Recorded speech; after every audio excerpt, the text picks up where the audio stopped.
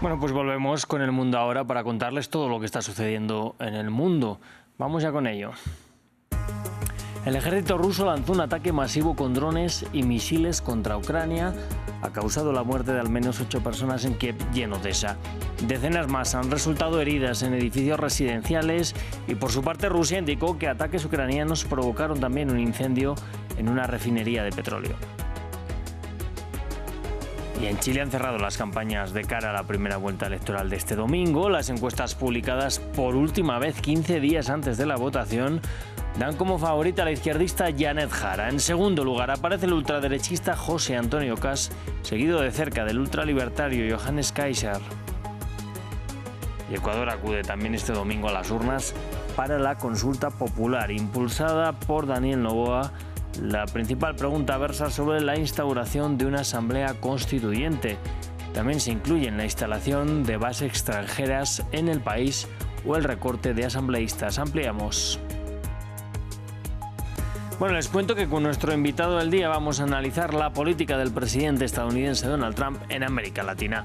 Un acercamiento que camina entre la amenaza bélica y la mano tendida a dirigentes que aceptan sus postulados, que desde sectores críticos se denuncia como injerencista. Esto va a ser, por supuesto, después del informativo. Vamos ya con él.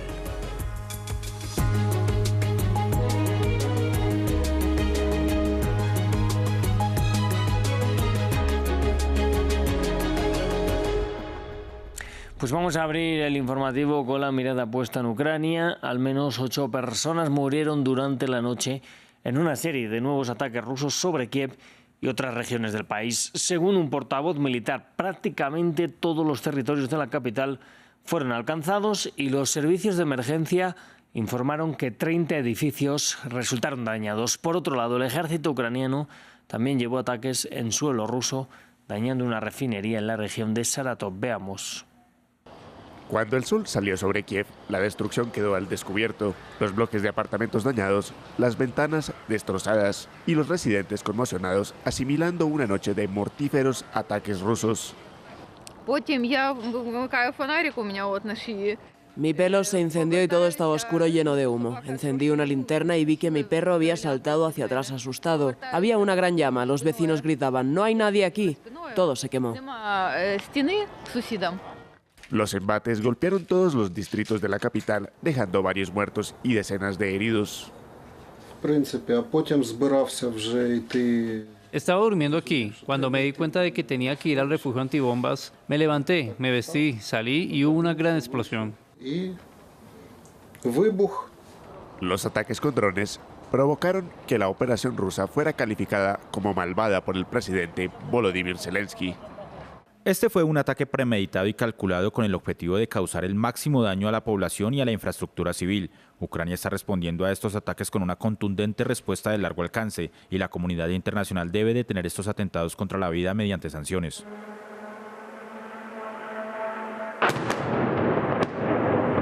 Según el gobierno ucraniano, Kiev fue el objetivo principal, pero Rusia también atacó las regiones de Kharkiv y Odessa. Por su parte, el Ministerio de Defensa ruso afirmó el viernes que sus tropas habían repelido un ataque contra infraestructuras energéticas durante la noche, derribando o interceptando 216 drones ucranianos. A medida que la guerra se acerca a su cuarto año, aún no hay una paz visible en el horizonte. Y en la Franja de Gaza, las primeras lluvias de los últimos meses provocaron complicaciones en las tiendas de campaña, generando que se estropeen colchones y abrigos de los gazatíes. Por otro lado, los pescadores buscan volver a su actividad pese a las prohibiciones y restricciones israelíes y los pocos elementos que tienen para pescar. Nos lo cuenta Ramiro Cuevar Verena. La lluvia, un nuevo desafío de supervivencia para los gazatíes. Las fuertes precipitaciones, las primeras que caen en meses, provocaron inundaciones en los campamentos y tiendas de campaña que se extienden a través de todo el enclave palestino, donde los civiles vieron cómo sus cosas quedaron afectadas. Miren el agua, cómo nos estábamos ahogando con la lluvia. Esto fue solo una baja presión que duró media hora, así que imagínense si hubiera durado 4 horas. ¿Qué les habría pasado a las personas del campamento? ¿Qué les habría pasado a todos? Miren cómo se ensuciaron y empaparon las colchonetas. Por otro lado, en medio de la tensa calma que sobrevuela la Franja de Gaza, los pescadores intentan retomar su actividad, aunque con escasos recursos. Los bombardeos israelíes dejaron destruidos los botes y las embarcaciones que funcionan son pequeñas y se mueven con remos a mano. Sin embargo, existe otro temor: las restricciones de Israel sobre los barcos gazatíes, cuyos pescadores se arriesgan a ser arrestados o disparados. Traemos redes rotas que antes habíamos tirado y que ya no usábamos. Los cosemos y las anudamos de nuevo como podemos para poder mantener a nuestros hijos. Pero no se nos permite entrar en el mar. Está prohibido.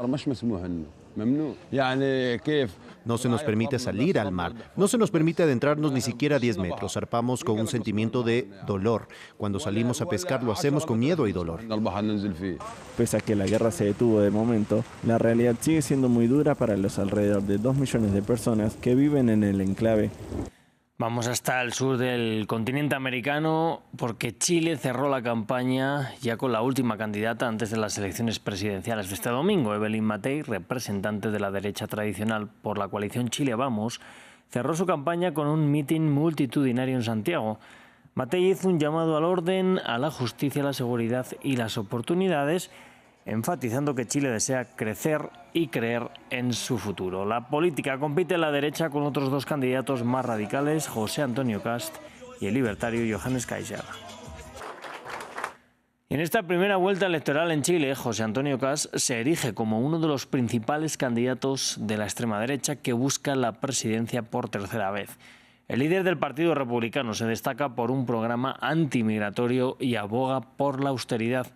Kast sería una opción que, según los sondeos, estaría cerca de pasar a segunda vuelta junto a Janet Jara. Ultraderechista, partidario del Make Chile Great Again y sheriff de la ciudadanía, José Antonio Kast es un veterano de las contiendas electorales, pero nunca ha salido vencedor. La vencida. Y no hablamos solo de ganar una elección, hablamos de recuperar un país, nuestro país. El líder del Partido Republicano quiere, según dijo, devolver la seguridad a las calles y apunta a la migración como talón de Aquiles. Chile ha sido invadido. La inmigración ilegal, el crimen organizado y la inacción del gobierno han desbordado nuestras fronteras. Pero eso se acabó. Llegó la hora de actuar. El Estado falló, pero aquí estamos los que sabemos lo que hay que hacer. Para ello propone deportaciones masivas, alzar muros y aplicar recortes por valor de 6.000 millones de dólares en tan solo 18 meses, aunque dice sin tocar el gasto social. Hace 4 años, cuando Boric se alzó ganador, el político ultraconservador se mostró nostálgico del régimen de Augusto Pinochet y llegó a afirmar que el dictador hubiese votado por su candidatura. En la presente elección, los analistas apuntan que Kast se ha decantado por el pragmatismo electoral, especialmente porque existe un candidato, Johannes Kaiser, más ultra que él. Que queremos un Estado que esté al servicio de los chilenos y no de los partidos. Queremos un Estado austero, un Estado eficiente, un Estado justo, que gaste menos en los operadores y más en las personas que lo necesitan. Al revés de lo que hacen ellos hoy día. Queremos un país donde carabineros, gendarmería, la PDI, las Fuerzas Armadas se sientan respaldadas y protegidas. Kast llevó a cabo en esta candidatura una propuesta monocromática donde la migración acapara gran parte del protagonismo y unos referentes que navegan entre Trump, Bolsonaro y Milei. Y Ecuador se encuentra también sumido en un nuevo proceso electoral de consulta popular. Este domingo, a iniciativa del presidente Daniel Noboa, se preguntará sobre la posibilidad de instaurar una nueva asamblea constituyente, también sobre la instalación de bases extranjeras en el país, la reducción del número de asambleístas y la eliminación de financiación estatal a los partidos. Sobre el proceso nos amplía nuestra corresponsal Carolina Mela. Inició el periodo de silencio electoral en Ecuador tras concluir una campaña express que duró apenas 13 días, en el que en ese corto periodo las organizaciones políticas y sociales intentaron exponer sus argumentos a favor del sí y del no para una consulta popular y un referendo que se va a realizar este domingo 16 de noviembre. El proceso electoral en realidad arrancó este jueves con el voto de las personas privadas de la libertad. Para este grupo el sufragio no es obligatorio, por eso solo cerca de un 12% del total había inhabilitado votó. Este viernes la votación anticipada se extendió también a personas con discapacidad y adultos mayores, quienes reciben la visita de las juntas receptoras del voto en sus casas para así facilitar su participación.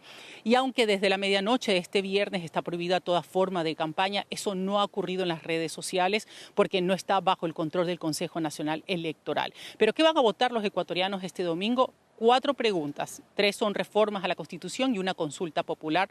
Entre esas está eliminar la prohibición de tener bases militares extranjeras, disminuir el número de los legisladores, quitarle el presupuesto estatal a las organizaciones políticas. Y en otra papeleta, la única pregunta es si se conforma o no una asamblea constituyente para cambiar la Constitución. Esta es la tercera vez en 3 años que Ecuador va a las urnas para hacer reformas constitucionales, en medio además de altos niveles de inseguridad y atentados. Para este domingo se van a desplegar, por ejemplo, 100.000 militares y policías para custodiar las zonas de mayor riesgo. Y en Londres, una jueza ha entregado este viernes un dictamen histórico contra la minera australiana BHP. La declaró responsable por el colapso de la presa Mariana en el estado brasileño de Minas Gerais en noviembre de 2015. La ruptura de la presa liberó una ola de lodo tóxico y residuos mineros que mató a 19 personas, dejó a miles de personas sin hogar y contaminó toda la extensión del río Doce. Nos lo cuenta Jesús Yajure. El gigante minero BHP es responsable por la catástrofe de la presa Mariana, también conocida como la presa Bento Rodríguez, según sentencia de la justicia británica. Hasta hoy, el peor desastre ambiental en la historia de Brasil, el colapso hace 10 años de la represa de Fundão en Mariana, al sureste de Brasil, mató a 19 personas y liberó una ola de lodo tóxico de 43 millones de metros cúbicos de residuos mineros al río Doce, que arrasó a su paso con comunidades enteras. La jueza del Tribunal Superior Finola O'Farrell afirmó que la empresa australiana BHP fue la causante de la tragedia, al considerar que su negligencia, descuido o incompetencia provocaron el colapso de la presa. El riesgo de colapso era previsible. Es inconcebible que se hubiera tomado la decisión de seguir aumentando la altura de la presa en esas circunstancias y que se hubiera podido evitar el colapso. Aumentar la altura del muro fue la causa directa e inmediata del colapso de la presa. BHP, la mayor minera del mundo, y la multinacional brasileña Vale, la mayor productora de hierro del mundo, son propietarias de Samarco, que explotaba la mina de hierro en donde colapsó la presa de residuos el 5 de noviembre de 2015. BHP dijo que planea apelar la sentencia. Para Gelvana Rodríguez da Silva, que perdió a su hijo Tiago de 7 años, el dictamen es una reivindicación. Por fin se empieza a hacer justicia y los responsables deberán rendir cuentas por destruir nuestras vidas. La decisión de la jueza confirma lo que llevamos diciendo desde hace 10 años. El colapso de la presa no fue un accidente y BHP debe asumir la responsabilidad de sus actos. La colosal demanda contra BHP en Londres fue presentada por cerca de 620.000 brasileños, así como por empresas, gobiernos municipales y miembros de la tribu indígena Krenak, en una multimillonaria acción legal que sus abogados han estimado en 36.000 millones de libras esterlinas o 48.000 millones de dólares. Y varios muertos y heridos en el centro de Estocolmo, la capital de Suecia, luego de que un autobús chocara contra una parada de buses.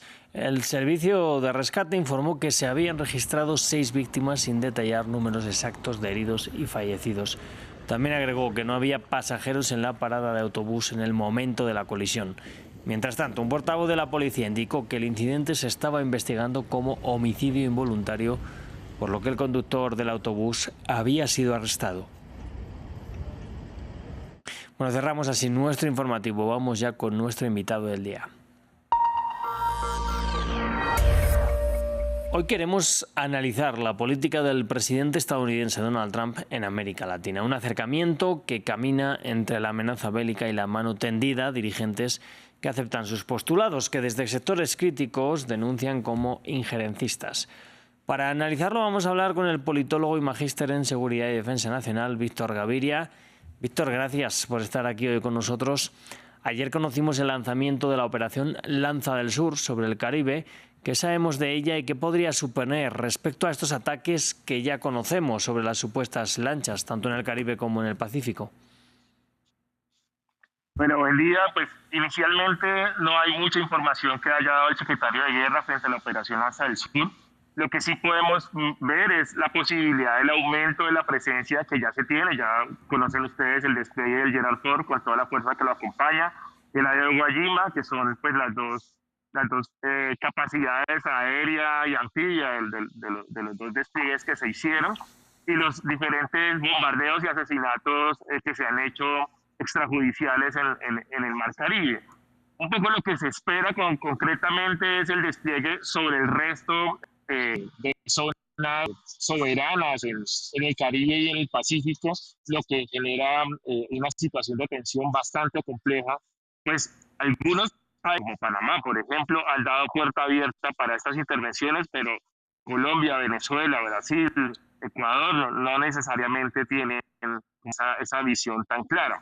Algo que es importante aclarar, y es que la intervención norteamericana en estos temas antinarcóticos no es nueva. Llevamos un ejercicio de guerra contra el narcotráfico de 50 años, víctimas coordinadas entre las fuerzas nacionales y las fuerzas de Estados Unidos, de los diferentes países, que han dado las intercepciones en el han dado muy buenos resultados, muchas son cautadas, se ha asesinado a hacheros que llevan estos materiales. Es importante tenerlo, no es algo nuevo.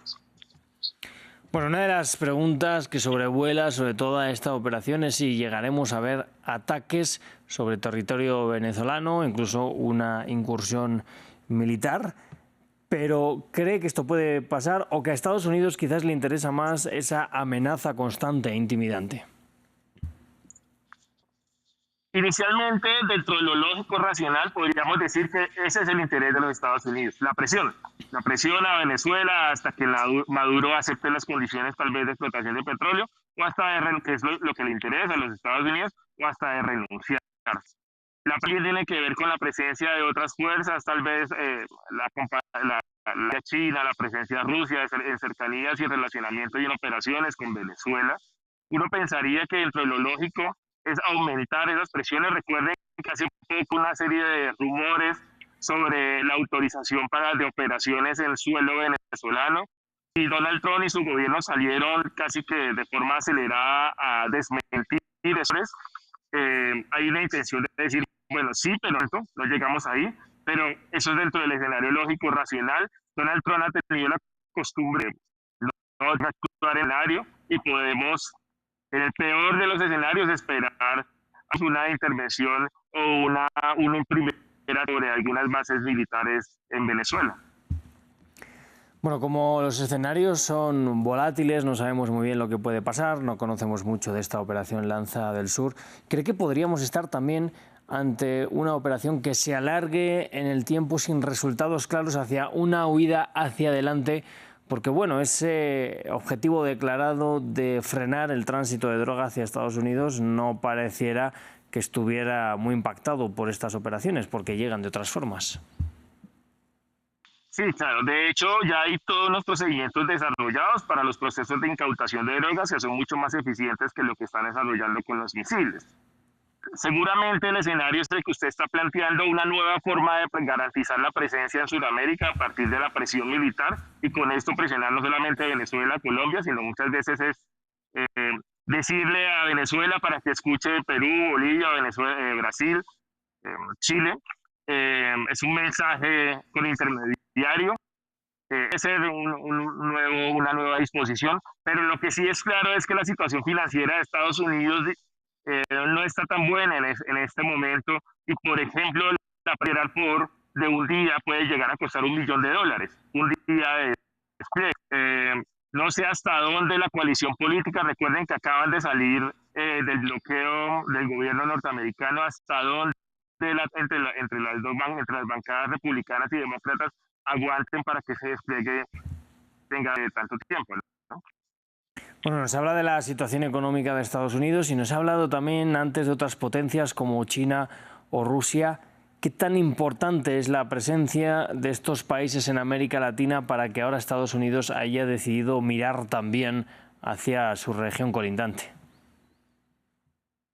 Claro, la presencia particularmente, bueno, ya son de vieja data las relaciones de Venezuela, son relaciones relaciones de cooperación de diferente manera. Rusia no ha querido perder completamente su influencia antigua sobre algunos países latinoamericanos, pero la presencia de los últimos años, las últimas décadas tal vez, es una presencia china que ha garantizado no tanto una presencia militar, sino el despliegue de la estrategia de la franja y la seda, que es un poco el intercambio comercial que buscan otras vías de comunicación entre el Atlántico y el Pacífico, tal vez por tierra desde Brasil, atravesando la selva amazónica, que son estrategias que se vienen desarrollando, los acuerdos en los puertos para el despliegue el fortalecimiento de las capacidades portuarias. Ustedes saben que acá mismo en Bogotá la estrategia de transporte interna del metro es adelantada por empresarios chinos. Tal vez más un despliegue económico, tal vez respetuoso sí de la soberanía, pero con unos intereses alrededor del despliegue de su estrategia de la franja y la seda. Entonces China está presente acá en términos de infraestructura, en términos de inversión económica, y Rusia tiene más un ejercicio tal vez desde el poder blando en diferentes manifestaciones y en el ejercicio diplomático de tener relaciones con algunos países, en el caso de Venezuela puntualmente. Hace poco el vocero de la presidencia de Estado manifestó pues que manifestó en el marco de estas operaciones norteamericanas que sigue su relacionamiento con Venezuela y el apoyo y la defensa de la soberanía de Venezuela. Entonces, esos son mensajes que no quedan en el aire, que necesariamente piensa uno que, por ejemplo, cuando el gobierno de Trump sale a desmentir los rumores de los que hablaba anteriormente, quiere decir que necesariamente pesan en el análisis de lograr desarrollar una intervención mucho más fuerte. Bueno, parece que Estados Unidos también está buscando llegar a nuevos acuerdos con gobiernos afines o cercanos en América Latina. Hemos visto cómo ha echado una mano al gobierno de Milei, algo que le ayudó para ganar esas elecciones. Ha llegado también a un nuevo acuerdo con Ecuador para la rebaja de aranceles, también con Argentina. ¿Qué tan importante es ahora mismo para Estados Unidos que haya gobiernos en diferentes países de América Latina que al menos les son cercanos ideológicamente? Sí, no, eso es central para ellos. Básicamente en lo que está Estados Unidos, la excusa de Venezuela tiene que ver con recuperar las viejas alianzas o la vieja presencia, antigua presencia que tenía Estados Unidos en Sudamérica, que tal vez descuidó en las últimas décadas. Un poco a la fuerza. Sí, recuerden ustedes cuál fue la estrategia frente a Panamá y el cobro y la presión militar para que no le permitiera a China pasar sus barcos por el canal, o no le permitiera a China tener presencia en la infraestructura logística del canal de Panamá. Y obviamente también hay un interés de un modelo económico, claro, muy ligado al ultraliberalismo, y por tanto le interesa acercar al gobierno ecuatoriano, le interesa acercar al gobierno peruano. Ya vieron que el boliviano quedó como muy cercano a la izquierda. Precisamente el gobierno argentino, pues las elecciones se ganaron en la medida en que Estados Unidos logró una inversión económica bastante fuerte, o más bien una promesa de inversión económica bastante fuerte que mantuvo a flote la economía argentina.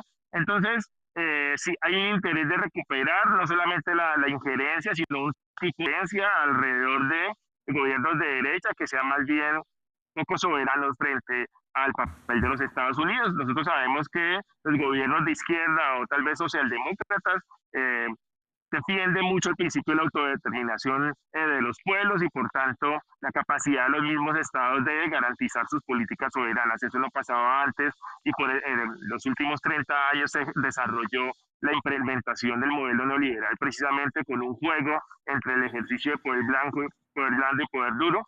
En este momento de crisis del neoliberalismo, Estados Unidos está buscando recuperar precisamente la presencia económica, pero muy favorecedora a los intereses de la economía norteamericana. Recuerden ustedes que hace unos 20 años estuvo el interés de recuperar esa presencia con el AICA, con el Acuerdo de Libre Comercio de las Américas. La unidad de los pueblos suramericanos logró tumbarlo y solamente algunos gobiernos, tal vez poco soberanos, como el colombiano en su momento, aprobaron los tratados de libre comercio y ya tratados de carácter mucho más limitados pues por lo territorial, bajo unas condiciones bastante leoninas para los poderes latinoamericanos, los países latinoamericanos, y muy favorecedores a la economía norteamericana. Hacia allá va, tal vez es una especie de búsqueda de un salvavidas para la economía norteamericana, que es lo que al final de cuentas es lo que quiere este ejercicio del gobierno de Donald Trump.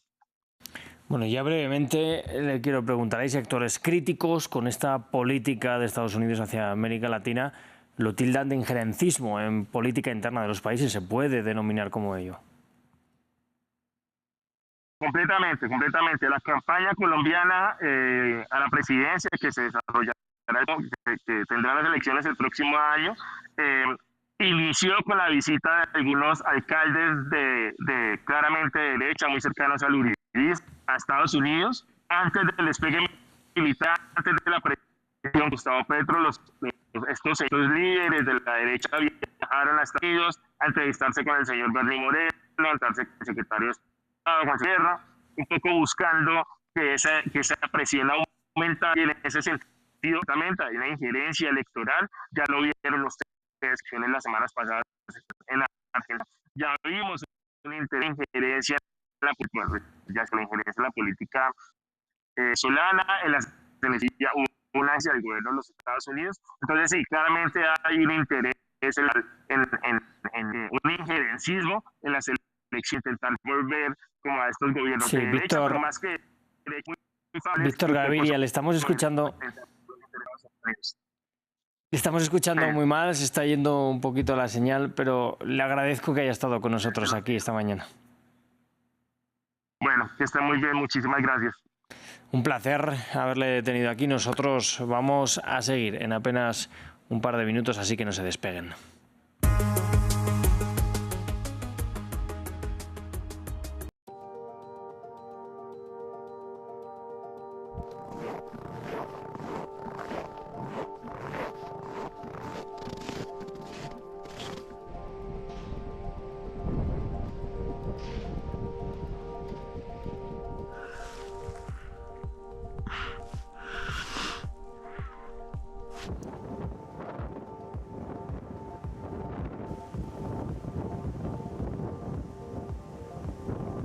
Very few people have done the Northwest Passage single-handed, not only because it's challenging, it's very technically challenging, but also because it was impossible to do it some years ago. The sea ice would be frozen during the whole winter time and during the summertime as well.